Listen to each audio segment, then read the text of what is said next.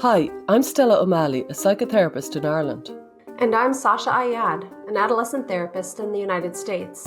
And this is Gender, a Wider Lens, a podcast dedicated to the shifting concepts around gender in our contemporary culture. Through in-depth interviews, personal stories, and psychological exploration, we seek to open up the discourse around this hot-button issue.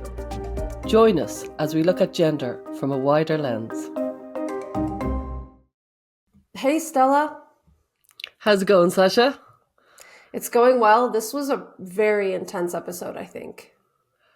Of the many episodes we've done, this one really stayed with me. I was thinking about it the day after. I was messaging you. I was messaging the producer. It's a devastating story. Very, very well worth listening. More than anything, I think when people hear this, they'll realise this is Forrest's story, who we're going to hear about, is not easily categorised. Yeah. This is a complex story. Yeah. There are so many debates right now about how to categorize different young people who are questioning their gender. And I think, as you said, this really blows all of those categories out of the water, as do many of these narratives and stories. So, today we talk about the role that pornography played in Forrest's identity development. And of course, accompanying that, a sense of intense shame, a complicated relationship with his sexual drives and desires, and all of that, of course, got tangled into his trans identity. He also talks about this interesting time where he lived with the radical fairies, which apparently is a trans commune that I had not heard of, in between periods of homelessness. And I think the most shocking thing that you and I have been talking about after we spoke to Forrest was that he was ambivalent the whole way through. And there were many moments where providers or friends or loved ones could have stopped and said, hey, this doesn't actually seem to be a compelling move for you to make. And yet he was pushed along forcefully in a lot of ways by lots of people in his life. I think Forrest is the classic sensitive young man. There's a great novel by James Joyce, Portrait of an Artist as a Young Man. And it's just about the sensitive young man. They have always existed. They're intense, they're sensitive, and they can get into really knots. And Forrest got himself into knots, but he's very much a reflection of society. And he was not well looked after. I know. And he writes about this experience of his transition, a detransition, in a Substack called Through the Trees, which we'll link to below. And before we get into this, we actually wanted to highlight something really important that happened during the episode. At one point, the word castration comes up as we were talking about the genital surgery that Forrest had. And in the moment, he got very uncomfortable and he asked us to cut it out. And so we said, no problem, we'll keep going and we'll talk about this towards the end. We spoke for almost 2 hours, right? This was a long conversation. And after we stopped recording, Forrest reflected a little bit on that word choice. And he and we both thought it would be best to leave it in, because I think that moment really captures the difficulty that a lot of detransitioners have kind of coming to grips with the reality of what has happened to their body. And we just really encourage you to kind of hone in on that moment, because it was very powerful. And I know it stuck with me and it stuck with you as well. Totally. Okay, we'll let you hear the conversation that we have with Forrest. Before we dive into the conversation, we want to take a quick moment and thank our sponsors, GenSpect and Therapy First. GenSpect is an international organization committed to fostering a healthy approach to sex and gender. GenSpect will be hosting the Bigger Picture Conference in Lisbon, Portugal this September. To learn more about who will be speaking at the conference and to order your tickets, visit genspect.org. Therapy First is a non-profit worldwide professional association of mental health providers who view psychotherapy as the appropriate first-line treatment for gender dysphoria. Therapy First supports psychotherapists working with gender dysphoric youth and young adults and offers public education on mental health and psychotherapy. Visit therapyfirst.org to learn more. Now here's the conversation. Hi, Stella, and welcome, Forrest. Hello, good morning. We're delighted to have you, Forrest. We think you have a very special and important story that arguably isn't being given enough attention people can be very broad stroke about medical transition and detransition and put it down to kind of one thing or another thing. And what I think is very important about your story is that you bring it all, if you follow me. There's a lot of different facets that brought you to transition and to detransition. So we're really, really glad that you've come to speak to us. I'm glad to be on. Yeah, so maybe we can start with your story towards the beginning of like how you got interested in transition, maybe a little of the context around your family, whatever you're willing to share. And I think something interesting about you is that you're a young millennial. So you're kind of on the cusp. You're not part of the Gen Z generation. And so this is actually really valuable because you went through this initially before, I guess, the big boom of young people starting to question their gender. So tell us a little bit about what was going on for you around the time that you started to have these thoughts and questions about gender. I'll start with a little bit of my family bio because my dad is also a lot older. My dad is 80 years old. So I was born in 1995. I'm the youngest of 4 of his children. My oldest brother just turned 60, so I'm really the baby in my dad's family. But growing up with an older father with failing health was definitely a big part of what happened to me. And it goes deeper than the transition, because when I detransitioned, I found out that I still had a lot of issues from the lack of a masculine role model, healthy masculine role model. And I grew up, my dad has 4 children that we know of. And I grew up with one older sister from my mom. So growing up, as a child and as I matured, I had my mom and my sister kind of, I think, playing a little bit of a larger role in my social life than my dad. And that was part of what was developing me. Especially as a young child, I did like to play dress up with my sister, and I played with a lot of her girlfriends. I also had an equal amount of boyfriends, and I did an equal amount of boy things. But when I would get into the transition and they would kind of ask me about my childhood and if I had a preference for girl things and for playing with little girls, well, I could look back on how much I did play with girls and how much I did play with girl things, and I could bring that up, and I could neglect to bring up the other things that were little boy things. Yeah, kind of like cherry picking from your history to justify the framework. Well, and what's weird is I was aware that I was doing that, Yeah.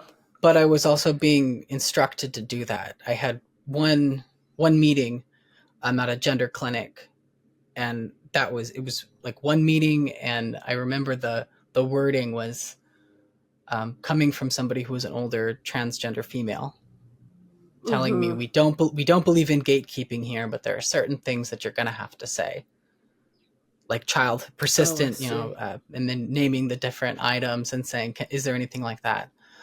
So So you were given instructions almost. If you want to medically transition, will you yeah. say A, B, and C, and you will be able to medically transition? Well, my conscience is up here, kind of going, this doesn't feel right, but it was one meeting, so there Yeah. wasn't any kind of time to work it out. Mm.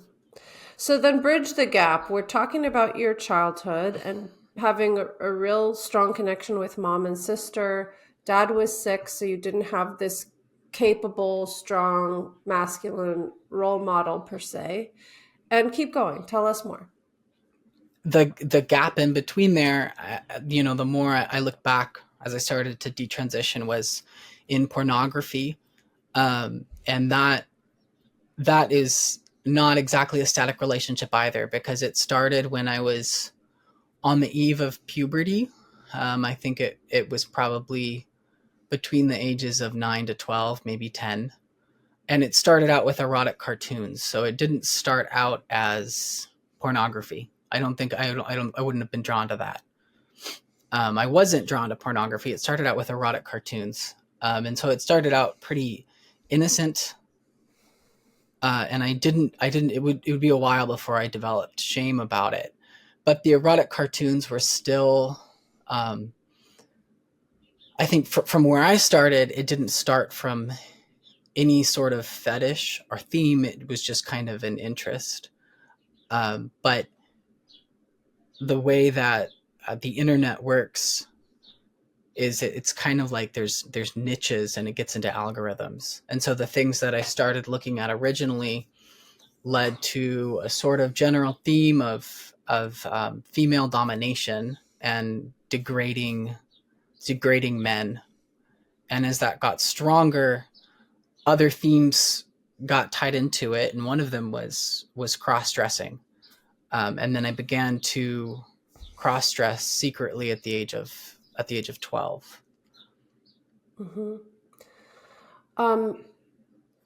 This is something that I actually hear a lot from consultations when I work with parents of boys, and I think there's something really interesting about the vector, which seems to be these animated images, because there's definitely a feeling of innocence. It's almost, I suspect, and I certainly don't want to put words in your mouth, but from my clinical work, it seems like the boys who find themselves looking at this material feel like this is less, let's say, degrading or risky than real human beings engaging in these acts. It's just cartoons, it's just drawings, like no harm done. And I wonder, you were so young, you were like 9 or 10, something like that. Do you think that Yeah. innocent illusion kind of is part of what had an impact on you, what drew you in? Maybe you weren't ready for watching like real porn per se, right? Do you think that that's playing a role here? I was so young that it's hard for me to psychoanalyze it. Yeah. It comes right out of childhood, and something that I looked at and I've written about it. It's not something I want to ever make public because it was too young. Yeah. Is where some of the fantasies, I don't even know quite where they came from childhood, but I've been able to kind of go all the way back to just sort of vague erotic fantasies that I had as a little child. And it's kind of awkward to talk about that and call it erotic, but Sure. I know that that's what it was. It was me Sure. discovering that part of myself. And as a child, they weren't really sexual. There was no understanding of heteronormativity at all. Mm-hmm. One of them that I will talk about is I was able to kind of go back to one of the themes that I found in erotic cartoons and find like a book of Greek mythology that I have, and it has these pictures of Gaia as this giant woman, literally sculpted out of the landscape, and these like little tiny men hanging in her hair. And there's Mm-hmm. pictures of the god Cronus eating his offspring, and you can see them in his belly. And that's the kind of thing that we're talking about finding in erotic cartoons. I don't really know Mm-hmm. how to even place that. It's really primal. When I did look back Mm-hmm. at it later, I did end up saying for a child it's kind of it's hetero in its own way. I think it's the beginning of a heteronormative attraction. Mm-hmm. The problem was that the adults who are making those cartoons and sharing them online, I feel like they're kind of stuck in a really childish place, either because of some kind of trauma or maybe a mental handicap. And to discover that when I was 10, it I'm still talking about it. Whereas ideally, something wouldn't have interrupted my process, and I would have just moved on, and those childhood fantasies would be something that I don't even need to speak about. But Yeah. finding it online did lead to, I wasn't just getting exposed to the kind of a variety of images around the same theme. I'm also getting these little keywords Mm-hmm. because each picture comes with a keyword. So I would use those and I would go onto Google and type the same keyword, and that would expose me to different sites. But eventually it did get into a lot more sophisticated and adult artwork, and it became more degrading towards men. And then at a certain point, when I had my first romantic relationship in high school, for a little while, I was able to forget about all that. I just forgot Okay. about it because I was with somebody and I had the natural feelings of attraction. But as soon as the relationship kind of hit a point and there was a hiccup, um, I just started projecting all of the stuff that I had seen in pornography. And I mean, Okay. I don't know if I should call it pornography or the erotic cartoons, but it came out and I started projecting it onto the situation. And Yeah. so then it damaged my first relationship. It became really, kind of moved past a threshold where something I'd been doing secretly affected my life. And it's not like I showed her the stuff. It's not like I kind of exposed myself and I was looking at that, but I knew that the stuff that I'd been doing in secret was beginning to have a ripple effect on my outward life. Yeah. And I just want to kind of really quickly touch on something here. People forget that even though in this contemporary gender world and these bizarre like erotic images that you found, like, yeah, you got derailed in ways that maybe are not typical 30 years ago or 60 years ago or whatever, but it's so important to remember that when kids are going through puberty, and it seems especially true for guys, for males, the sexual drive is so incredibly powerful. And like you said, it has ripple effects. So I guess what I'm saying is, even if you didn't find those particular pornographic images, I think you probably would have found sexuality overwhelming in different ways. But of course, the particulars of how what materials came your way had a really, it seems like you were really troubled by what was happening to you. And I just want to point out that, like, in the context of this relationship that you found in real life, you almost got a bit of a respite, but in the back of your mind, you're like, this stuff is still affecting me. So I just think that's probably a very common experience, but it can take lots of different forms depending on what is happening for the young guy at the time. Yeah, when I look back on these stories, I do extend myself a lot of grace. When I look back on that relationship, I see that it's just such a kind of stereotype. It was not terribly abnormal, except for me. What felt abnormal was the connections that I had made. You were saying that this is starting to have ripple effects in your life. Can you give us an example of how you saw this playing out? Yeah, my first high school relationship, my first romantic relationship, was the first time where I saw it have an effect on my relationships. So it was a relationship that, in hindsight, I can see as being fairly normal for a young man, and it was. Um, uh, I don't know how to get If into you it. give the bare Okay. details, may I just say that I just think it's interesting because I remember about it with Helena, who also detransitioned, and I said I suffered very, very extreme, would I say suffered? I don't know, but anyway, I fell really hard and really fast for some boys when I was very young, and I don't think it was. I didn't get the impression that other kids my age were going in half as deep as I was, and I remember Helena saying I was the same, and I was like, isn't it interesting? The intensity was so off the charts, if you follow me. And I just found that very interesting when Elena was the only person I've ever met who said, yeah, me too. And I was like, isn't that funny? So anyway, something about the way you're saying it makes me think, I wonder were you like odd?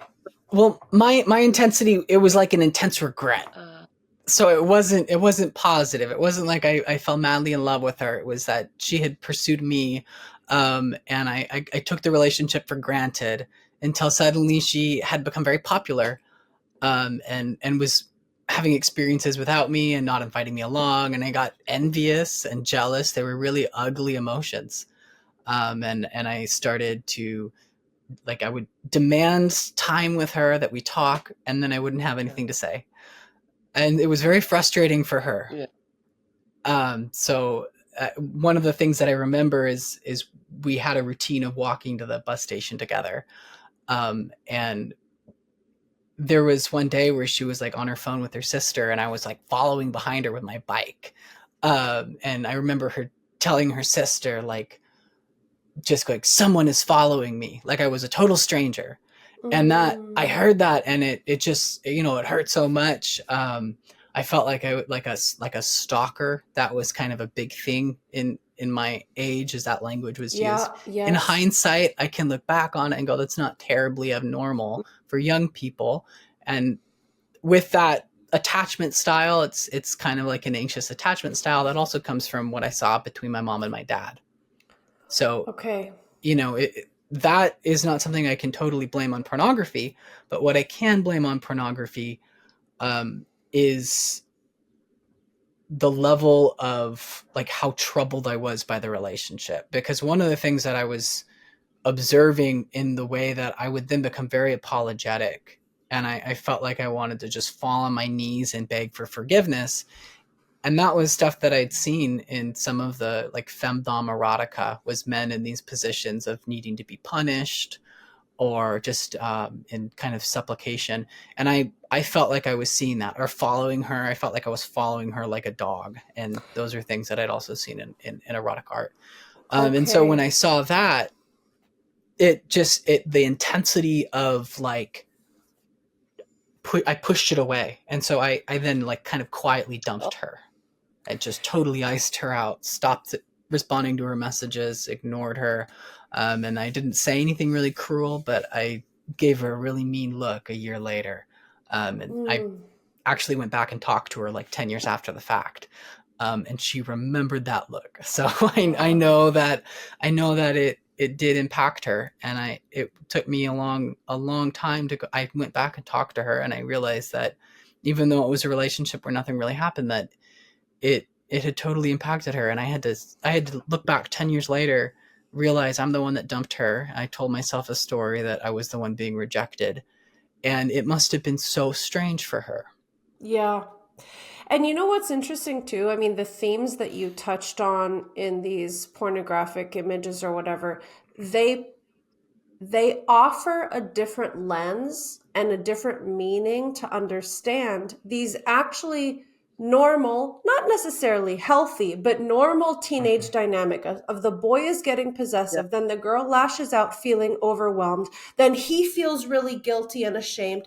But then those images, because it's like a sexual thing, reinterprets those emotions to being like, oh, I'm a sub. Yeah. I like being Yeah. dominated. I am comfortable in the humiliated role because I don't deserve anything else. So you're taking normal emotions and you're kind of like channeling them in this distorted way into sexual behaviors and sexual practices. And this is a huge deal. Like, we need to flush this out as a culture, but it's considered taboo to even talk about. And you also mentioned that the term stalker was like in the lexicon of young people at that time. And I think this is a really big deal. A lot of young guys do have these emotions. They don't know yet how to be in a healthy relationship with a woman. So then maybe they become a little possessive. Maybe they get a little bit jealous. And then subsequently don't want to be seen as that creepy stalker guy. And so they go, okay, I need to figure out how to defend against all this. So Mhm. there's just so much in that little And story. Yeah. could I Well, just add that it's a very good lesson in why young children and teens shouldn't be exposed to pornography, because you can see how it got in on your brain at a formative time and reshaped what was going down as some sort of sexual supplication, rather than, actually what it was, which was a little boy just, wanting to get into the heart of a little girl, if you follow me. It kind of, it's a very good lesson in why, as I've just said, on why children shouldn't be exposed to porn. yeah. And following that, I became so mortified. I was Mm-hmm. mortified after that. I didn't know what she was telling her friends. Um, that I did not make any romantic attempts for the rest of high school. And that also created a problem because I was compartmentalizing. Not only that, but I mean, I still had a sexuality developing. So it's not like I could just shut that off. I after that relationship ended, it had been a respite from the pornography, and then right at the end, the pornography kind of the those connections reared up. Yeah. I was totally repulsed. I didn't want to involve another person in it, so I pushed that relationship away, and then I went back down into the pornography, and the relationship with pornography became much darker because I had fed those really negative narratives. They now had something real to kind of chew on, especially because she then had a reason to dislike me, and she'd become really popular and had some other popular girlfriends. So they also would make my life a little miserable, and that fed what was going on inside, secretly, and it went from erotic art to actual video pornography when I was about 16. And then things became much more intense, and the theme of, let's just call it kind of autogynephilia, became more relevant at the age of 16. Okay. I'd like for you to continue with your story, but I'd love to come back to this if you're willing to talk a bit about it, because I think there are lots of conflicting opinions out there from very invested and intelligent people. But anyway, I think it's pretty complicated. So these themes start coming up more when you're 16, and obviously that fed into dysphoric feelings, I guess. So talk about that. How did this go from being this kind of thing that you were ashamed of, you got deeper into porn, which became a dark kind of experience for you, autogynephilic feelings come up. How did this become like gender dysphoria? Keep going with your story. I just, something got crossed in my brain. I don't know. I think that when I was looking at these men in these degraded position, they were just so ugly. Like literally, they just, even in the erotic art, the men are made to look really, really ugly. And I was, well, if I'm going to be in a position like that, I don't want to look that ugly because it just looks, gross. I doesn't make any sense now when I look back on it, but I do remember the first time I was looking at actual pornography. It was, it wasn't like a depiction of healthy sex. It was a depiction of degrading sex, but I was projecting myself into the woman at that time. And I can't totally make sense of it, except that I'd been down this twisted road for long enough. And I was also at that point cross-dressing, and through my writing, I've actually explored the first time that I did that, and I did make sense of the fact that even that cross-dressing was an interaction with like an artifact of the opposite sex. So that Mm-hmm. was heteronormative. um, what wasn't healthy was the level of possession. Like once I had it, it was mine, and I had to hide it from my parents, and that compartmentalization drew the whole thing out. And then it got to, I had it. I was like, what do I do with it? And then I started to put it on, and I found that I could look like a woman, and that was just, it was its own kind of um, perverted intimacy. And so the cross dressing, I think, is really tied up with the pornography. But the two things interact in a way that was dynamic. I can't exactly totally explain it. I don't necessarily want to try to, because I don't do those things anymore. So I don't need to go back and play over it. Um, but with the autogynephilia, if we want to use that term, I'm not too crazy about it, but I'll use it. I do I do know that I wasn't, I don't think I was explicitly imagining having breasts and a woman's body necessarily. It was more of the social dynamics, and I think especially having got to this point of accepting a kind of humiliated role and degradation, and then the pornography creeping in, it was like, well, it's acceptable when women do it. A woman can kind of live in this role, and it's like accepted. And I about the also blur between what was heteronormative to suddenly um, the inclusion of men. I can't Mm-hmm. exactly explain that either, except they'd been exposed to pornography, and um, at that point, I mean, it's strange. Even the relationship between a heterosexual man and pornography is strange, because he's actually watching he's watching two people have sex, Mm-hmm. unless he's just looking at a woman. Mm-hmm. But Mm-hmm. a lot of guys are looking at two other people have sex, so it's not even a heteronormative experience. Hmm. I don't know what is a Yeah. heteronormative experience, but it's something else. It's voyeurism. Could I You said you didn't Mm-hmm. like the term autogynephilia. It's become really controversial even to say the word at this stage. But I'm interested, is there other terms that you think fit the bill better? And what is it that you dislike about it? What are your thoughts in general about the concept? I wouldn't say there's any other word to use, except sometimes we use transvestism. It's a little different. It works, but there are certain things about the concept I don't like. I don't like that it's considered um, an orientation. I think it just gives it too much power. I For the most part, I would say I try to steer away from it because I don't want to give it any power. I also don't like that it suggests that a man can love himself as a woman, because I don't really think that that's what's going. There's a whole mess up there, and I just don't want to give it any power. And the idea of it being an orientation also kind of says that um, this is for life. And I've seen some interviews with Ray Blanchard where he'll kind of defend that, and I understand saying that the connections in your brain are going to be there forever. And he says, well, some men will go on to just wear like panties to work. Um, but I think that there's some men that will just Yeah. not. They'll just totally grow out of it and integrate it to their masculinity, which is where I'm at. I don't think that there was the exposure to pornography kind of made some of those connections a little bit more intense. But for the most part, I've seen how all of the parts of my personality that were playing into this are just a certain type of guy. So I don't need to I don't need to engage with it. I don't need to engage with the idea of being like a woman at all. I would say that I really rarely do.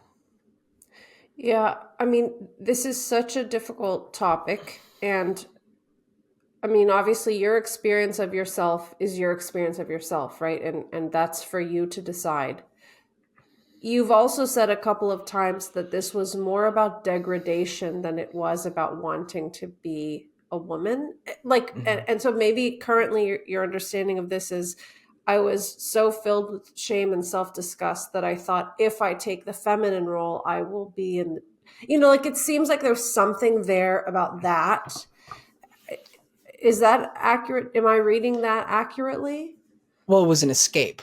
It was an escape from the degradation. And as I got further into the transition, it became more so. As I got further into the transition, I started to feel more of the kind of the feminism, the trans feminism, and not necessarily just trans feminism, but like a rejecting that. And when I did get into the transition, I was very proud. I was very into my health. I was very into not accepting toxic relationships. I didn't want to be that guy. Yeah. And I actually would end up having men behave that way towards me, and men pursue me, and all of the things that I had kind of been through with women, I was on the receiving end of Yep. Yep. in my transition. So it was actually really complicated and complex identity. I came out of it. I said it makes less and less sense to me now. I felt like I was learning things from being in the feminine role, and receiving a certain type of attention from guys, and that Mm-hmm. I would grow out of it. But then I detransitioned, and I found I'm like, no, I can't make sense of it, because even when I was living in that role, I wasn't a woman, Yeah. and so I Wow. wasn't didn't really learn anything about the feminine perspective from living that way. And was your urge to medically transition, was it mostly erotically motivated?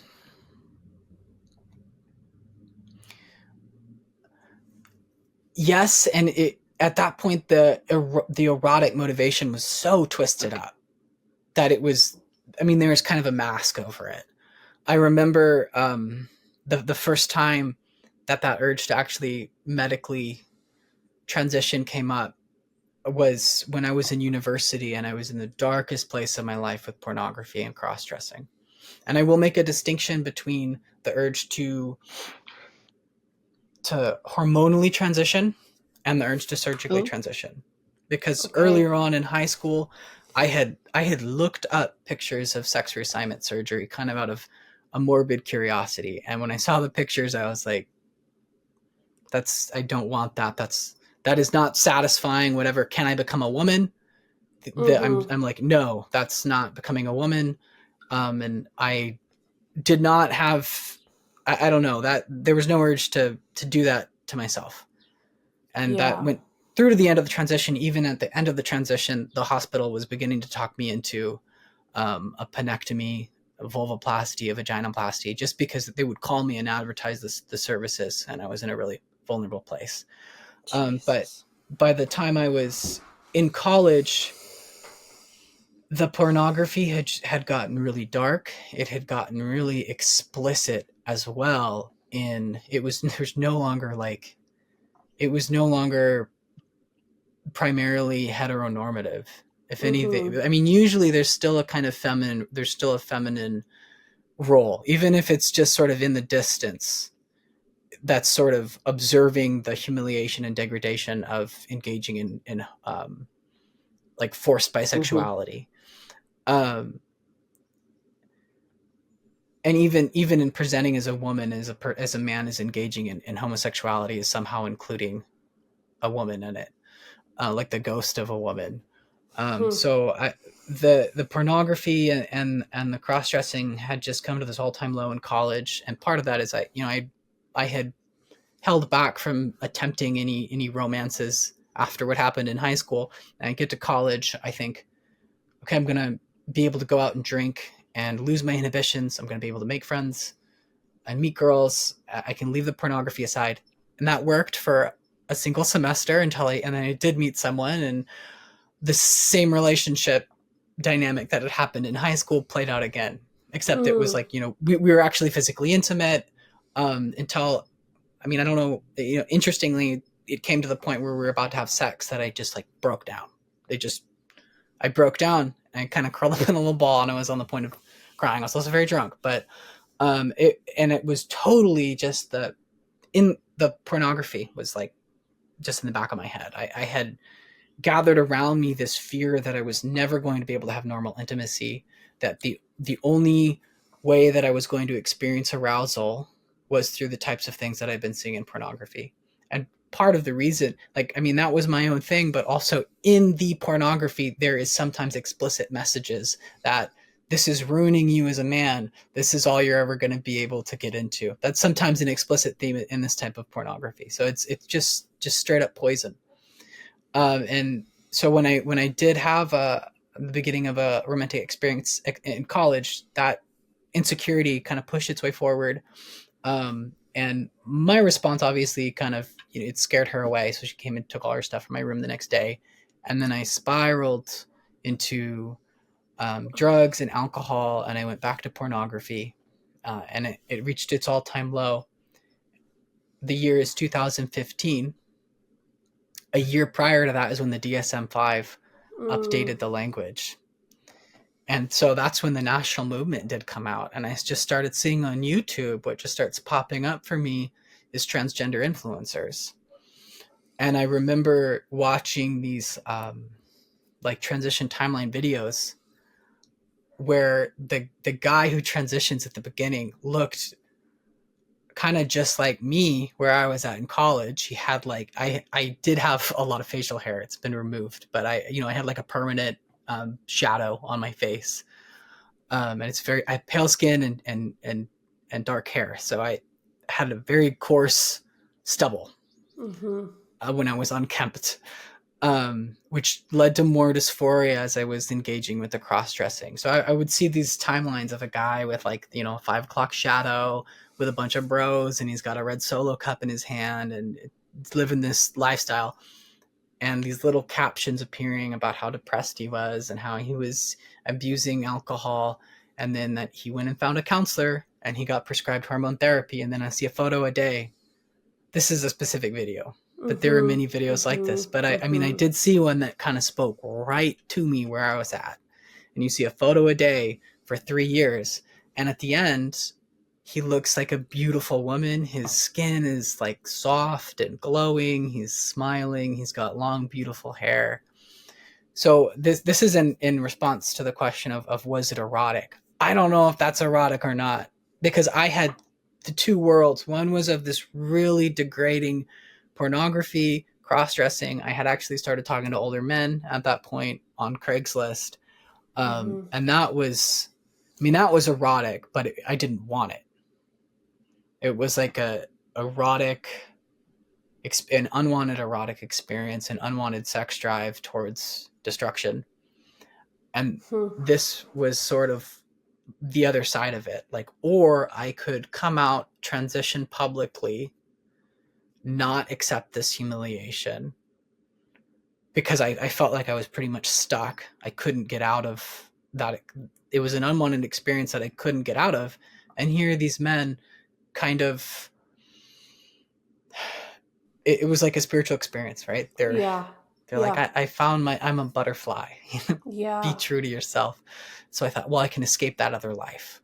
Yeah. So I dropped out of college. I had quite an experience. I drove all the way back from Tennessee to Oregon. I did not stop.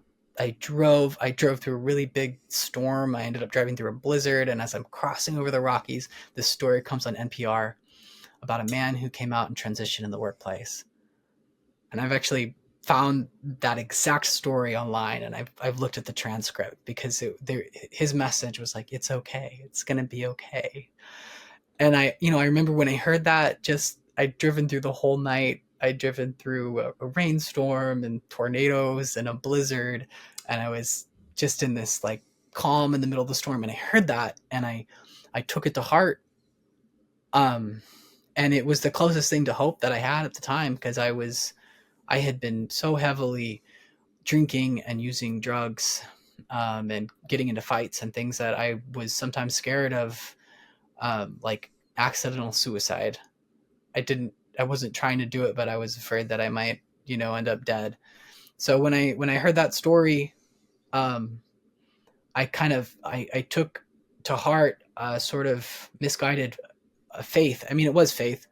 I felt like in that moment, I felt like it was okay. As I drove off of campus, I had a shaved head, I had a mustache, but I was like wearing, I was wearing women's underwear underneath my jeans, and I was just like, I'm gonna come out and transition, and it's gonna be okay. I was accepting myself and where I was at. And then I came home, and I mean, I didn't even make it all the way home. My car exploded. My parents had to come pick me up. So for everything I can say against my parents, your car exploded? What do you? I wasn't putting oil in it, because I was a novice. I usually would put oil in at a certain amount of time, but it was like, it's a really very long drive. I hadn't put any oil in it, and I was driving like 2,000 miles. So my engine exploded as I was coming down the Rockies. Because you were a real woman and women suck at cars, I think the entire stereotypes come alive here. It made sense. Wow. I just can't get over how much external influences drove you along, Forrest. There was so many external factors that ended up, you know what I mean, where you were. I wonder about that. I kind of think I almost see you as somebody who was just maybe so sensitive to the externals, whether it was the NPR. Now I can really see that the storm, the kind of the long drive, all of that, and the NPR, it would have felt almost divine at the time, I've no doubt. You know what I mean? I could imagine it was. Yeah. But prior to that, there was the YouTube influencers. You're very much of your time. You're very much reflective of what was in society. The sickness of society imposed itself upon you. And had you been in another society at a different time, another thing could have imposed itself on you. Yeah. Frightening. Yes. Yeah. But I want to say, I can hear right now the the people who really buy Yeah. into the males who transition are all autogynephilic, saying all of these are just so stories you've told yourself, and within you has always been this seed of the desire to cross dress and this erotic fixation, or maybe the shame about maleness, which is part of AGP. Like it's built into the like diagnostic definition, of autogynephilia, that like, well, of course, if you hate being a man, it's because you want to be a woman. So I can just imagine people listening to this saying, all of these psychological interpretations are missing the point that this guy has always been and will always be, and he's trying to deny it now or whatever. And I'm not asking you necessarily to respond to that because that's not my accusation, but I just know there's like a certain Mm. belief system about what drives male transition that is, I think, almost dogmatic. And I suspect there are lots of factors that overlap. Maybe you did have somewhere within you this little granular molecule of something, but I think the social influences grew it profoundly, including like you're as a child, like struggling to make sense of your behaviors or whatever. So if you want to respond to that, you can. I don't want you to feel like I'm pressuring you to answer that question, but it's just like on my mind because I'm hearing these debates happening all the time about male transition. And I just want to lift up that there is that kind of those two perspectives. Well, and I think the question that I have is not for you either, but it's for the people that are so glued to that dogma, is what's going on in them and their own psychology. Because I have joined groups. I one time was invited to join a group that was like AGP, Mm-hmm. online, because Mm-hmm. generally people are going to invite me to a group because they think that I might be able to help some of the guys. The guys were like all over the place, their psychologies. And some of them were like saying that they're like GAMP, like they're attracted to autogyne. There's just a whole skew of, I don't know. Mm-hmm. I don't know. But I mean, is there something in me that is more like a woman? I I don't know. I don't feel like that's for me to say. I'm definitely sensitive. I am, I could break that down into 1,000 different ways, but I don't think it's totally relevant. I do agree with your statement about society growing that, and I think it's about where you put the focus. For me, if we're going to be talking about sexuality or heterosexuality, the more that I've come out of this, the more I've also gotten in touch with the part of me that wanted a family from a young age. Yeah. And so, like, am I a man who would have had been able to marry a woman and like have 5 kids? Yeah, that is something that I'm capable of.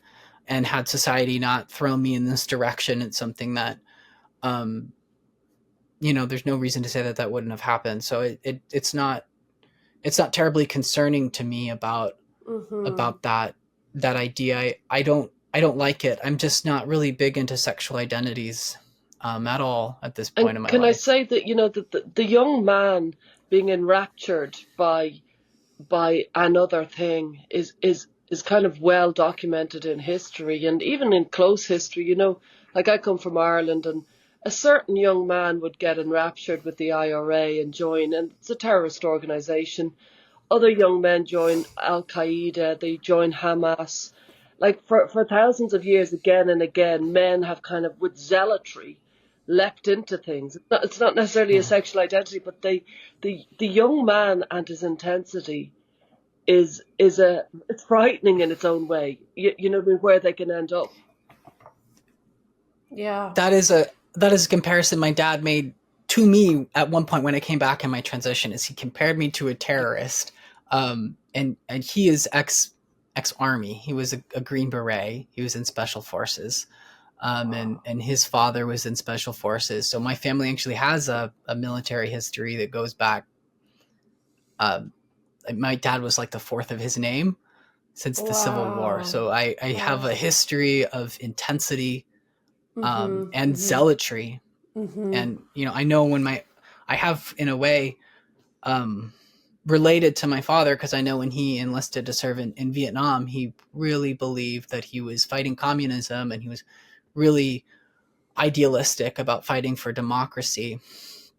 And he ended up very traumatized from that and the things that he did in Vietnam. And that defined the rest of his life. And so I really did the same thing as a young man, except he steered me away from the military out of his regret. And so I threw myself into the popular kind of leftist movement, and we have nothing to do here. So that's a gross understatement, but we're so well off in our world today that we're throwing ourselves into radical sexual identities, as radical as you can think of.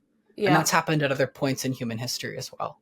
But I mean, speaking of those political movements, I was also in a lot of protests. And so wrapped up in my transgender identities was a total radical leftist movement. Some of my first experiences in my transgender identity were at really large protest camps. And that's another way that the kind of energy of the moment, the energy of the crowd, that infectious group behavior can be so powerful. And you seem to be a very deep thinker, a deeply sensitive, emotional person. Like the way you've talked about these moments that have really steered you are interesting, because you are clearly like a very, like you seem porous, like what's happening on the outside easily comes into you and affects you. We hope you're enjoying this conversation as much as we are. We just wanted to take a quick moment and say thank you to all of our listeners. Your support helps us to keep the lights on and the mics hot. We recently made the switch to Substack so we could build a more robust listener community. Visit widerlenspod.com and check out the different subscription tiers. For those of you who are in need of parenting support and resources, we each have parent coaching membership groups. Plus, you can buy our book, When Kids Say They're Trans. And if you're watching this on YouTube, don't forget to like and subscribe and get involved in the lively discourse in the comments section. Thank you so much. Now back to the show. So you alluded to having one appointment at a gender clinic where your therapist, just to clarify, was a male to female transsexual or transgender person? And it took me like years to figure that out. To realize that. So you thought that it was a biological woman. There was a little part of my brain that was going like something is off. And the pornography themes were also still in my head, because this is also a theme in pornography of like a young man being hypnotized by a therapist, and the therapist was kind of acting almost a little, I don't know. I was like, is this a man or a woman? And is there something seductive going on here? One of the most kind of telling moments that I look back on was when I was getting at my desire to hormonally transition. And part of what I was talking about was the emotional experience of a woman, because at this point I'd also had several kind of exes, and at least one of them I was kind of looking back at, and I was juxtaposing my external intensity, which always seemed to be exploding and getting me in trouble, with her kind of, she was always a few steps ahead of me. She was, subdued and internal. She wasn't making those same very obviously foolhardy mistakes as me. And I don't know, there was something about it that I desired and wanted to escape into. And I kind of brought up this, what is the emotional experience of transitioning, and can I have this emotional experience of a woman? And I didn't realize it at the time, but I was talking to a male to female transitioner. So it was very odd. And I remember this kind of pause as he spoke, and he said some patients refer to the emotional experience of this transition as being, I think the word he used was a more nuanced emotional experience. And for all of the intensity that I had suffered with, I was like, wow, like I'd love that. A nuanced emotional experience. Where do I start? Well, and that it's not at all what I experienced. I don't trust or buy, even when my hormones kind of came back and they showed me this 2-dimensional graph and they said, you have the hormone levels of a woman.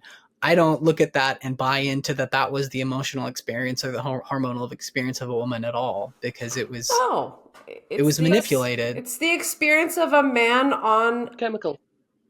abnormal levels of estrogen and Well, testosterone being blocked. I mean, that's what it yeah, is. and I was taking these biweekly injections, so I'm having a biweekly hormone cycle, and the way that they test hormones is like, right now I'm paying more attention so I can speak to it, but they don't want to take a test any sooner than 3 months apart. So there's all sorts of questions like, how Oh much does it wow. fluctuate in between those two Yeah. weeks? And they're going to take my hormones once, and then 3 months pass, and they're going to take it again. I don't know what was going on in those Yeah. 3 months.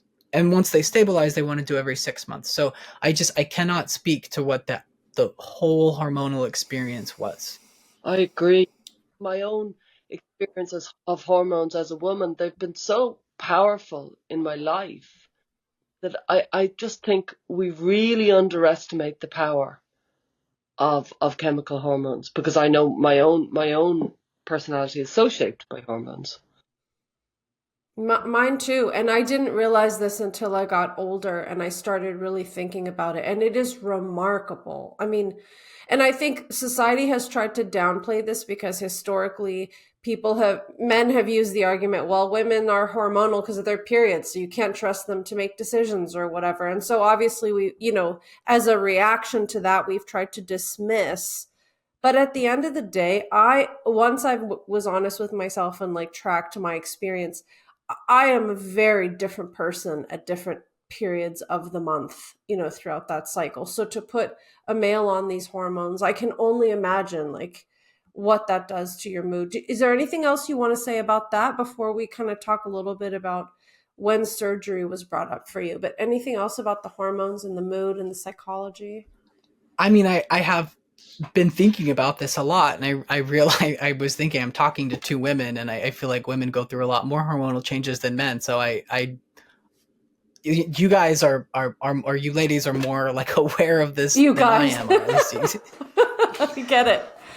well, I But mean, it's true. I think a man's hormonal experience is just much more kind of linear. It goes up, and then it stables, and then it kind of slowly goes down.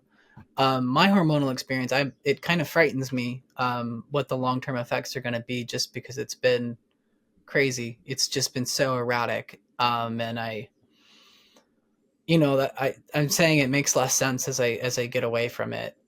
Just what this has done to my body, my brain. I like, words fail. Mind, body, spirit. My soul, because it's affected all of my social relations, my reputation. And it doesn't get any better by coming out and telling people, oh, I'm sorry, I was messed up. It was my hormones. That's yeah. in reality, people aren't like, okay, you get a Yeah. pass. It's like, okay, Because this. if that worked, you could have said that as a teenager too. You know what I mean? Like, I'm sorry I did that. It was my hormones. Like they actually do play such a role. And having had, injections every other week, and of course, you had surgery, and so now you have to take Yeah. synthetic hormones. So can you just tell us how that happened for you? Well, if we go back to where I left off with coming home from college, and you mentioned the external influences, which was at play even on the eve of my transition. I came home from college, and I just kind of, like, I had this divine moment of, I'm going to come out and transition, and then I came home and it was flat.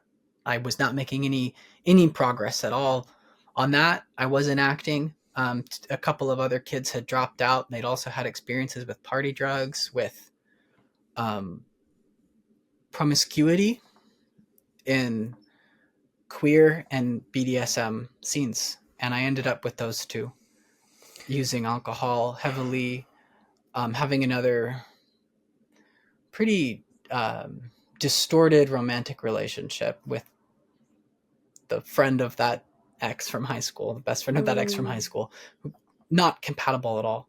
okay. But it was with this group of other college dropouts that I came out as desiring transition. And then I got pushed.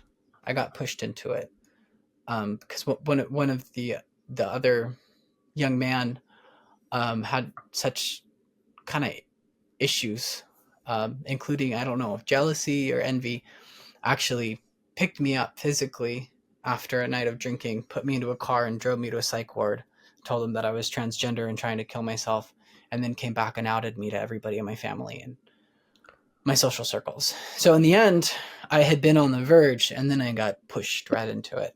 The hospital gave Why me did he do that? What was that crazy. all about? I don't know. I don't know. I don't know. It was a very strange experience because this person actually invented a suicide story, put together a little box with things that he had bought on my money, because I'm very generous, like nail polish, a Caitlyn Jenner magazine, put together this little box and then showed it to people and said, this is, he came up. Yeah, it's very, very strange. It's a story. It's a part of my story that sometimes it's like, does it detract from my transition or not? Or it goes to the point of the external influences that, and I had kind of slighted him at a party the night before.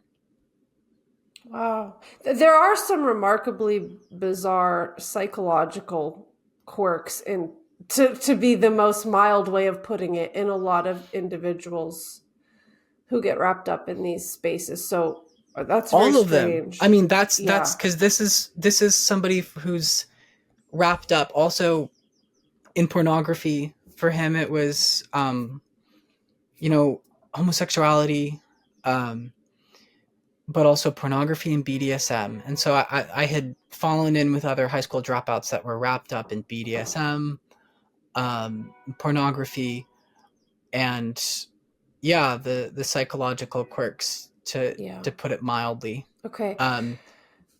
So you get dropped off in this psych hospital. Then what happens after that? I got a list of transgender resources. And so when I came back home and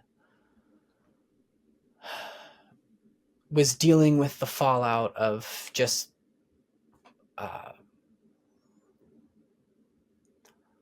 mental illness, depression, the substance abuse, what I had done to myself in college, I'd shave my head, throw my wardrobe away. And then my relationships were very unhealthy. I was isolated. I holed myself up in my room and just started calling these numbers. And I got to one that was called Transactive, and that was the gender center where I went. Was in a single visit. I was diagnosed with gender dysphoria, and I was written the prescription for HRT.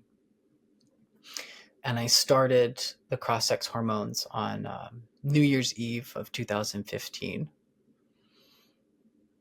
And when I start that, on the record from the endocrinologist and on the record from the therapist, I did start seeing a drug and alcohol counseling therapist, but at that point I'd already been diagnosed as transgender. So I presented as also being transgender. And you see on the record this kind of intensity as I'm starting, where I was really afraid of my fertility. And into the endocrinologist, into the therapist, I was repeatedly saying, I don't know if I'm going to be happy if I cannot raise my own biological children.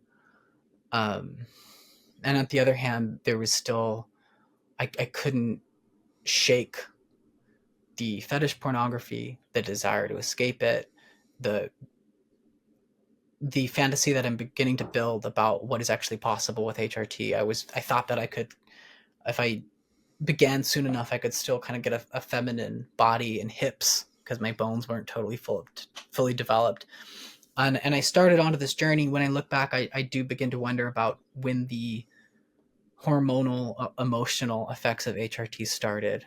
Because what I remember is within that first year, there got to be this point where I would go home and have these huge fits of sobbing. And when I do try to look at the memory of that emotion compared to other emotions in my life, I don't remember it necessarily being the same kind of intensity that I know the testosterone gives me from my recent experience, but it was overwhelming. Mm-hmm. Like with the testosterone, I get something that might be called just aggression. But what I really have been able to diagnose is I just feel, I hear my thoughts are burning. And I know that comes from testosterone. My thoughts are just burning. I have these burning thoughts. It's very clear, but it's very loud. Mm. And my memory of the kind of overwhelming experience that I would get on estrogen is it was just overwhelming. I don't know what it was, but it was overwhelming, and I just like sob, and I couldn't really Mm-hmm. make up my mind about what I wanted. And I was sobbing about I was going down this path and it was going to make me infertile, but I felt like I needed to do it, to build up my hips. And I don't know how interesting that part of the story I is, mean, it's just a because remarkable thing to hear somebody say out loud. I was sobbing because I didn't want to become infertile, but I had to do it to build up my Yeah. hips. yeah, I thought I was going to get hips. And I mean, that is, I thought that I could still, and I'm very skinny. I'm small and I'm very skinny. And I have talked to one of my like second cousins at one point, and he's also like my size. And he told me that at one point he tried to get fat. Like he tried to just eat a bunch of food to gain weight, just to like kind of gain presence in the world. And that was his phrasing. And I mean, the other thing that a guy my size can do is just work out. I do have a high metabolism and I can build muscle quickly, but I mean, that's the other way you could, or you just eat. I can't seem to gain weight, so but when and I think that that's part of what was underlying Yeah. the desire to kind of have wider hips, is just to have some more Bulk. presence in the world and be more grounded. Yeah. And So it was how long were you on? a strange It chapter. was, yeah. How long were you on hormones before you start? Because it always seems to escalate. Not always, but very often it escalates. So let's say the hormones don't do it, and then somebody starts kind of flirting with the idea of surgery. Is that how it was for you? Mm-hmm. Well, I was on and off the Okay. hormones, and that was, I mean, part of why when I started the lawsuit, I was like, I didn't qualify with the former standards of care of 2 years of continuous hormone therapy, because I would get 3 months in or 6 months in, and then I would throw my hormones away. And I would go for two And why would you months or throw for them two away? weeks or months. Because the fertility stuff, right? Fertility, or like suddenly I just have a permanent erectile dysfunction, and it's not just the absence of that libido. It's also just the kind of, I don't know, the feeling of numbness that would start to creep in. Just like causes anxiety. The feeling of atrophy that would cause anxiety. At one point later on in the transition, I began to notice like testicular atrophy, and that just disgusted me. And that wasn't something I'd expected. I could, yeah, it was just really disgusting. And at that point, that was one of the times when I started wanting to have the orchiectomy, because like my testicles were being chemically Yeah. ruined. But I quit hormones and then they like reshaped. So I don't totally know what was going on, because I was not seeing a qualified endocrinologist. When I was in Portland, I was seeing a naturopath who is not even a doctor. Is not qualified in any way, although her specialty is like pubertal suppression. Um, but that was the other chapter of my sort of general transition story, is things were not working out in my hometown. And so I fled to Portland, which is the biggest nearby city. And I lived off of the social services there. When I first showed up, I was homeless. I was enrolled in the university. I had student housing, but I thought that I could make it on the streets. And like when I moved there, it didn't work out. I was robbed, and I ended up in the social services. But they have all sorts of social services designated for LGBT youth. And so I was able to rebuild my wardrobe. Was able to get housing. I was paying $25 a month for a very large room in downtown Portland. And it's also where I was introduced to social workers who introduced me to further kind of circles of the queer scenes. Yep. They might like spirit me away to a like radical fairy land project in Southern Oregon. But I also met social workers who would give me more props for transitioning. I was given breast forms, and when I started to wear the breast forms, a social worker asked me if I would be interested in the breast augmentation. And I hesitated, and they told me that it would be a long wait list, so I had a whole year to make up my mind, and that it would be covered for free on Oregon Health Plan. And so I got onto the wait list with the hospital through a social worker advertising it to me. And once I got on that wait list, my name went into the hospital, and I would start to have communication with the hospital. It was also in one of these kind of radical queer land projects that I mentioned that I found one space that was for trans women only, and I met an older trans woman who was in very poor health. I don't know how much of it was psychological, but overall, probably just in general, the endocrine system as well, because he'd been transitioning for decades. I think he was like in his 40s or late 30s, and he saw me as this young and attractive and competent sort of trans woman. And it was a land project for trans women. I went there as an environmental studies major. I grew up on a farm. I was really excited for a land project. It's total failure as a land project. It's like a bunch of transvestites having emotional breakdowns and smoking pot and living in trailers. But there's one garden. Can I?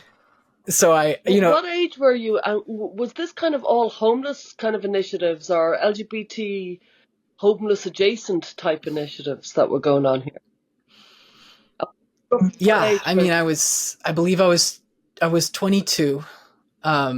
And it's funny because they were adjacent to all of the experiences I was having on the homeless youth continuum, because a social worker who was a women's studies and gender studies major interning at a homeless youth center knew about this place on Instagram and drove me up there. And but these are like radical land projects, so they're not necessarily homeless youth adjacent, except that there are social workers spiriting homeless youth up to them, directing them there. Okay, keep going. And you were so vulnerable. Yeah, there's a lot of questionable experiences going on up there, and as again, with distance, I look back and I'm like, wow, there were homeless youth being spirited up there. And I remember at one of the places, somebody coming to me a little bit distressed because she had learned that the place had sheltered a known pedophile. And so when I look back on all of it, I'm like, wow, there's just so much there of older people taking advantage of young adults. But that's not all that was going on there. There were some trans or queer or LGBTQ. At this one in particular, I'm not naming them, but there are two different. There's one that was a radical fairy, and I'll name that because that's a big thing in the United States. It's very countercultural. Came out of a gay right. I don't know. That's like a whole chapter. It's literally called Radical Fairy.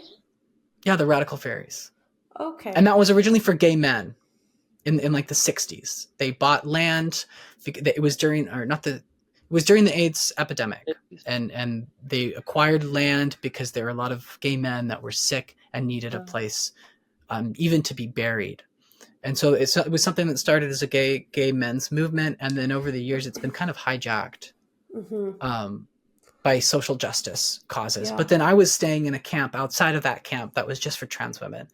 There was the older trans woman that was in the head of that camp was telling me that he had become disabled from taking the testosterone blockers for so long because it will damage your internal organs.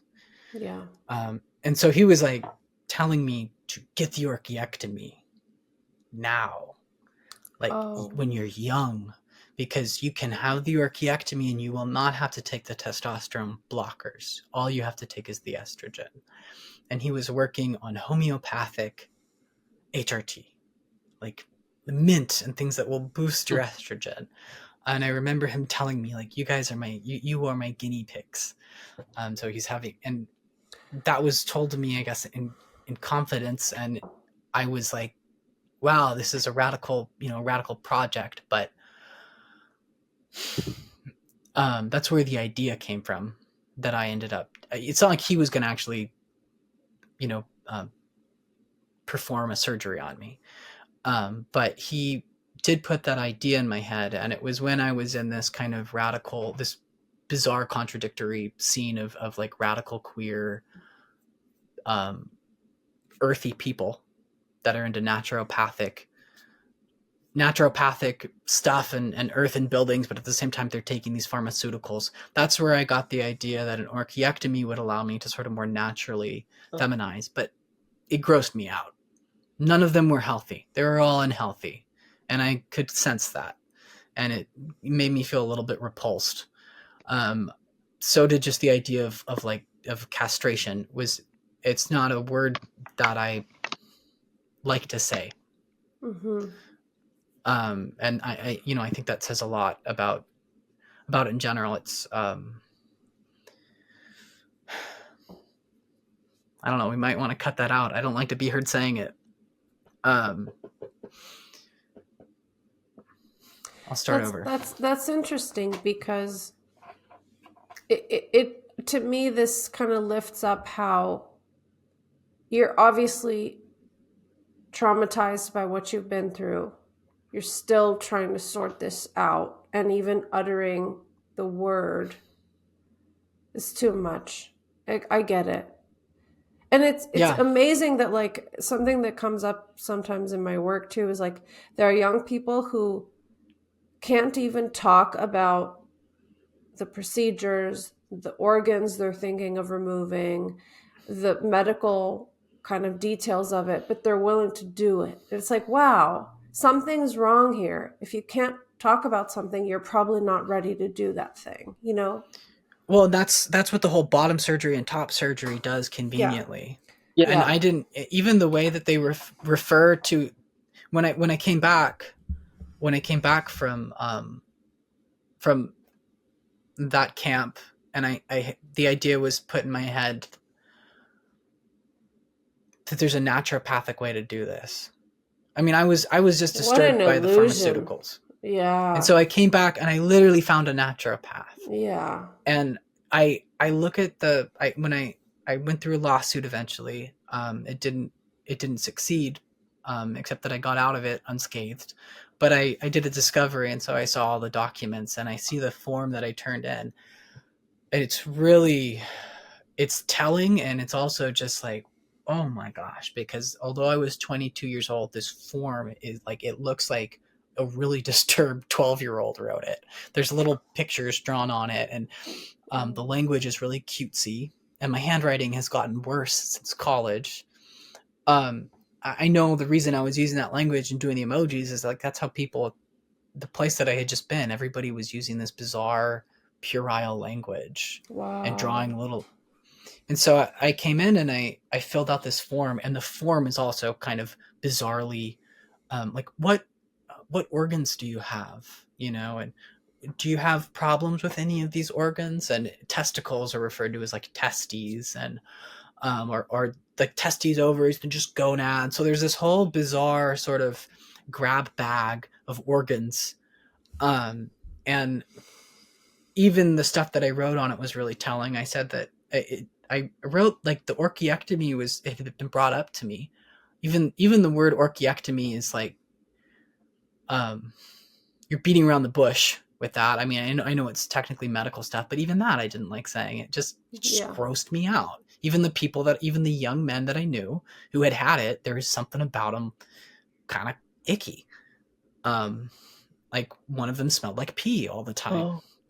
I'm sorry for saying that, but I'm like, I don't really want to be like that. There's something a little bit off about that person. But I was still invested in my transgender identity. And as I had the laser hair removal, and that was when I had laser hair removal and I started doing my eyebrows, I found that I could pretty much pass on the street, and my hair was longer. So I was at a point where, my transgender identity had lifted me up out of a lot of things that I was struggling with. When I went to Portland and was like homeless, that got rid of the pornography, and I didn't go back to it. When I was living my transgender identity, in these radical scenes. I was so accepted, and it was like summer camp all the time, where I'm seen for the things that I do, and I get a kind of I don't know. School was always a little bit different because I was living my whole lives with these people. So I was invested in the transgender identity. It had lifted me up out of so much of the filth that I had been living, especially after the college experience. And also with the hormonal experience, I went through puberty. Then I went through a few years of drug and alcohol abuse and pornography, all of which probably does mess with a person's endocrine system. And then I began the HRT, and I was kind of on and off of it. I was invested in the transgender identity. The idea of the orchiectomy was repulsive to me.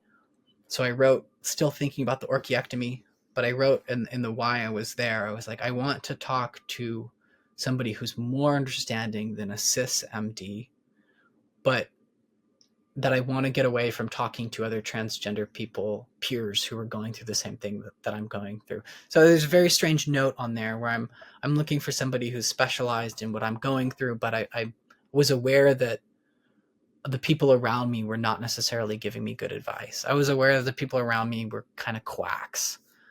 But I went to an even greater quack. So then the next few years, the surgeries were just kind of up in the air. I would go in and cancel them. Forrest. And so I would repeatedly go in and cancel them, and then come back later. I would quit the hormones and then come back later. I had 2 years with pretty much almost free housing. And I was at the age of 24, I knew I was going to age out. But during the 2 years that I had the housing, things didn't really go anywhere at the same time as it was like my transition had succeeded. I was passing as a woman. I could go onto Tinder and just get hundreds of likes from men and women. I was celebrated in Portland. I was working in a cafe right by the train station, so I was like an international kind of spot. I was meeting all sorts of people. People were very impressed with my transition. I was the kind of mascot of a lot of different organizations. I bet. And did your family, were they affirming? Did they think it was a good idea? And did you have romantic relations? My family at this point, I had like pretty much disowned them. Their responses were not helpful. As much as it was my own volatile experience, their responses were also just kind of like they were not helpful. Totally. And they weren't helpful when I was going through my puberty as an adolescent. Some of the kind of traumas that I have with my family just continued to recur, whether it be just saying really foul things to me or being kind of reactionary and fearful, things that drove me further away. And my romantic relationships during this time were like a caricature, because that same pattern that I had already developed would just play out like in like a week. But I don't know what was going on with the hormones, because so much of it would be like emotional breakdowns over text. I was also presenting as a woman, so sometimes these romantic relationships with other women were just so like what was going on? What was I thinking? What was she thinking? I don't know, just kind of a swamp. There were, I remember having one romantic relationship with a young woman who was transitioning to be a man. But when I met her, she was very feminine. And I remember going to bed with her and just having this mental breakdown, because it was just like a man and a woman, but I just couldn't make sense of it. It's like she's supposed to be the man, and I couldn't make sense of it. She was such a woman, and I just mental breakdown, and then another. Is the done thing here, and don't answer it if you don't want, but is the done thing here, because I hear this so often, the trans woman with the trans man, and is it in the end, penis in vagina sex that happens? Well, that's why I broke down. Yeah, I was like, I couldn't make sense of that with the role yeah, reversal. And yeah. I wasn't having I was not a penetrating partner in any of these years. So I was still actually a virgin during all of these years.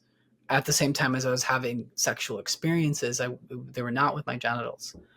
And I was on and off the hormones, but when I was taking enough of the testosterone suppression, I was not having a male libido. And Yeah. that was also a respite from the pornography, because there might be a time where I just did not notice my penis for like, a month. And I that was think, nice. yeah, I think this is an incredibly common story that trans identified males, trans women, AGP, whatever, nobody talks about, but I think your story is incredibly common. Okay, so you Oh, I was having relationships with men. That was another chapter. okay. And I don't know, but sorry, you're about to go on, but No, I no, mean, that please. was, I mean, it would, I noticed a pattern within my transition of a failed relationship with a woman. And then I would go out with a man because there were always men pursuing me, and because it was easy. And that, I mean, I, I know it's something that people have kind of questioned of why would a heterosexual man do that. But when I was living in the transgender identity, it was just easy. I didn't have any of the same emotional complications that I had with women, because I don't have romantic feelings with men. So I could I could play my part, and I could have physical intimacy without becoming attached. And so during those years of my transition, um, I really didn't do anything to build I obviously didn't do anything to build myself up as a man, and that was something that I'd have to learn in the aftermath. But even as a person, it seemed like everything would go back into building up my identity as a woman. Every failure was a romantic failure, and it would go back to building up my identity and kind of self-help themes. And my my work performance was also pretty bad, because I would tend to have conflicts with people about my gender identity, about being misgendered, or I'd have a wardrobe malfunction that would embarrass me so bad, that I would stop going to that place. So by the time my housing ran out, I was like unemployed. I had burnt a bunch of bridges with my bad, um, my romantic failures had led me to just kind of burn my way through multiple social scenes. And then Wow. my housing ran out. And it was right after my housing ran out that I plunged through the surgical transition, because, my mental health also tanked. I was able to buy a car, and then I was out on the streets. And I ended up moving in with an older male coworker, found another job, and I was pursued by a man and who wanted me to move in with him. So I ended up moving in with an older man. I lived with him for 9 months. And that was when I ended up going through with the surgeries. And was the fact that you were getting older and your kind of health insurance was going to change, was that pushing things along? Yeah. I remember when I was on the phone with the hospital like 8 days before the orchiectomy, um, my my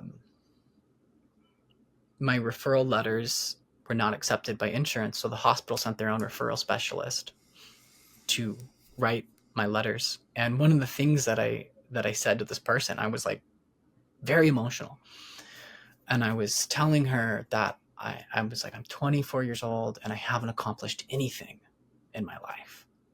And this was a really big thing wearing down Yeah. on me when I turned 24. I don't know if it was also the hormones. I was very emotional that I was Hmm. getting old and I had accomplished nothing. I hadn't, I hadn't accomplished anything. And besides that, I also had the same patterns recurring. Yeah. I came back down and I talked with my ex from high school, you know, the same one Mm. from when I was 14. And there was a lot there that only in hindsight I can see. She said a lot of like kind of loving things to me. She was engaged and she did get married shortly after, but she said a lot of loving things to me. at the same time, even as she was interacting with me and my transgender identity, I was like, "What do you remember about me?" And she's like, "You were ripped, and you like to ride your bike and go on long." She listed a lot of kind of romantic masculine things about me, and then she repeated something to me that she had said spitefully in high school, but she said it in a really kind way. She told me, "You haven't changed," and I mean that as a compliment. But I took all these loving things that she said, and by the time I drove back to Portland, I twisted them back up Yeah. into kind of misgendering me and reminding me of my dead name. I had gone from her to seeing my parents, and the same pattern played out with my parents. That is like kind of borders line of abuse and feeling emasculated by my parents, which happened during that relationship. That was one of the kind of family dynamics going on at the same time. So I came back up to Portland, and I just blew up in a meeting with a gender therapist. That therapy wasn't working. The same patterns were dominating my life. I needed this surgery to become a woman. And at that point, I was even ready to just go through with all of it because it was an abstract idea. I needed this surgery. I was hoping that, remove the testosterone from me. I wanted to change, and I felt like a surgical approach was what it would take. At the same time, I was so unstable in my housing and everything that I was just plunging through this, not fully thinking about it. I could go through with all this and then kind of forget about it and go on with my disastrous life. And so when I was on the phone with the referral specialist, I told her, 24 years old, I haven't accomplished anything with my life. And then she told me, for many trans people, these surgeries are an accomplishment. So this transition is an accomplishment for many trans people. So yeah, the aging was a big part of it, the wanting to accomplish something. By the time I was 24, I'd not only lost my housing, but I'd aged out of social services in general. I was no longer considered a youth, and I was no longer getting access to this whole world that had been funding my transition and holding me up.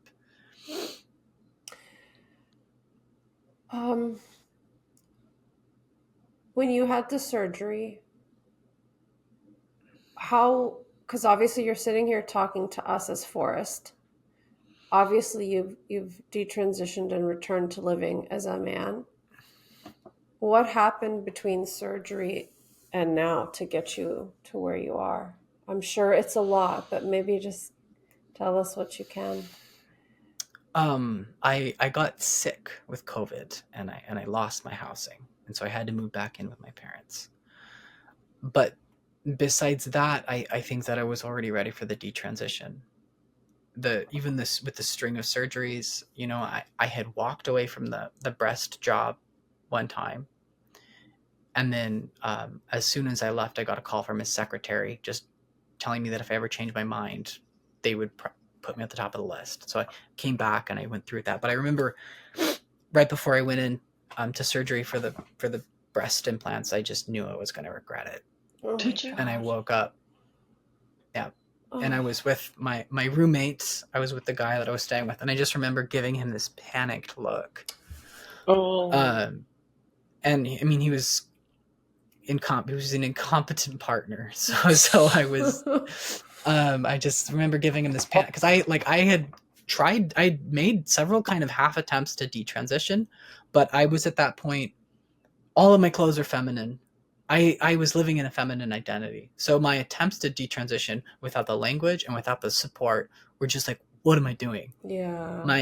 My mustache was kind of starting to grow back. So I had tried to let it grow out a little bit, and I was doing these strange things, but it's not safe. I was living in a pretty low class place. I was working in a restaurant. I remember just getting verbally abused by an older male coworker. I was like reaching down to get something one time, and he started joking about kicking me in the head. And I was, I was like in this really awkward place where I had stopped taking my hormones. I was starting to get like hairy. So I remember even when I was going in for the breast implant, there was hair growing on my chest again as I'm going to get boobs, a boob job. It's crude. So I went into that. I knew I was, and after that, I went to the Radical Fairy for another kind of like New Year's or winter solstice thing, and I met with these older gay men, and one of them, I don't know if it was a joke. In some ways, I think he did a favor for me. I was asking him to cut my hair. I had very long braided hair, and he cut the whole braid off. It was like 2 feet of hair. And that triggered its own kind of mental breakdown where I shaved my head. And I ended up regrowing it as a pixie cut, and it looked, great in my identity as Ramona, but it triggered this whole thing, even as I had a pixie cut, and even in my feminine identity, where I was exploring a kind of more boyish presentation. I started wearing jeans again. So that was all this kind of, I mean, if I could play around with being boyish in my female presentation, I think that kind of, there was like a fruit that was sort of ready. And that's part of what makes the detransition or the surgery so sad, is because I even in the journals that I have from them, I have this documentation of, like, I remember writing, and I have the page I wrote, "Why can't I be a man?" Because I felt like I was starting to question why I had told myself that I can't be a man. Mm-hmm. And I also went into the orchiectomy, and the last thought that I had before I went under is that I thought, I kind of panicked, and I thought I deserve more dignity than this. And then I went out, because, even going up to it, there was those external influences. There was an older transvestite transsexual who had an orchiectomy, who appeared and drove me to the hospital, dropped me off, and just the whole time was bombarding me with, Jeez. he just wouldn't shut up. He was just telling me about everything going on in his life, and I'm like needing to process the surgery. So I just, It's just I just went through with it. Yeah. And I was watching myself as they were wheeling me down the hall. I remember kind of watching myself thinking, I'd gone through with the surgery going, you can always cancel. You can always cancel. So if you really don't want it, then you'll cancel. And I was being wheeled down the hall, and I was just kind of watching it was very cruel. I was watching myself. I remember kind of watching to see if I would scream, to see if I would say no. And I was just passive all the way up to the moment when, the last thing that I saw before surgery, which was a bunch of young women who I'm like, these could have been my classmates, the nurses. And what are they thinking? What are they going to go home and tell their friends after doing this? Because they don't necessarily see me as a woman. And this is also traumatizing them. And I was exposed. I was literally exposed. And that's not how I want to be exposed to women, right? That's the opposite of intimacy. That's just the most violating thing I can think of. So I have this specific thought that I think is important when I look back on it, and when I kind of look at the whole thing.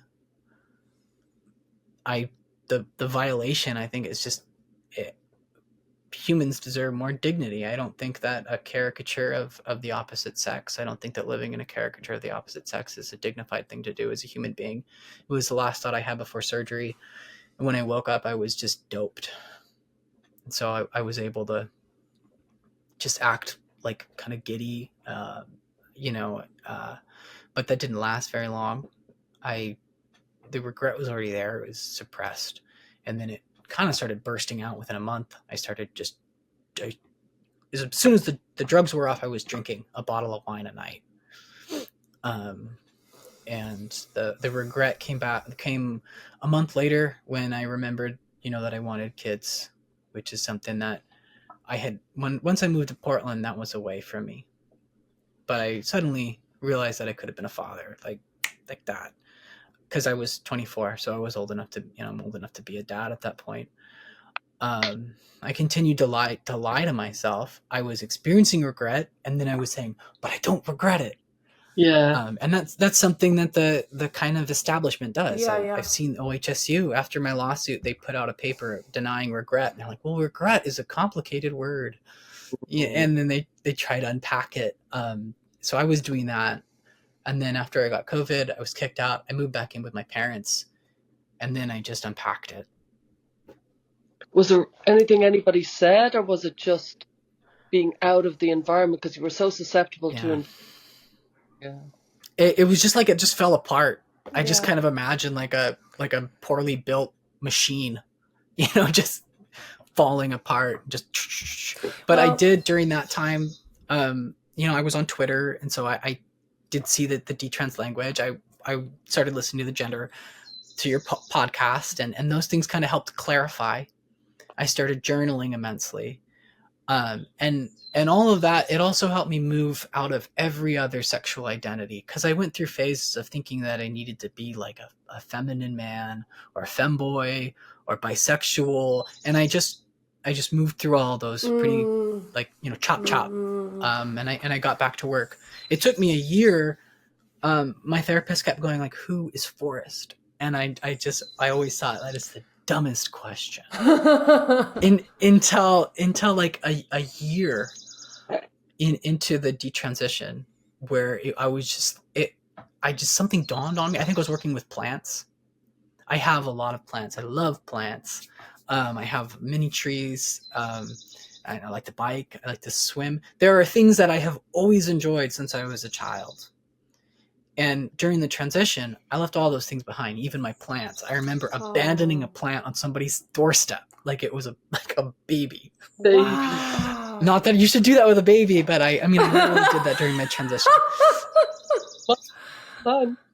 That's Yeah, remarkable. I was doing something like that, and in high school I had worn those baggy, painter jeans and big t-shirts, and then I went through a phase after the breakup where I actually started wearing like skinny jeans and women's clothes outwardly. And I got a job in a factory. It's actually where my parents met, and I went back to wearing carpenter jeans and t-shirts. I do wear button-ups now, but I just sort of, I was like, this is who Forrest is. And like the plants and the biking and the swimming, this is who I am.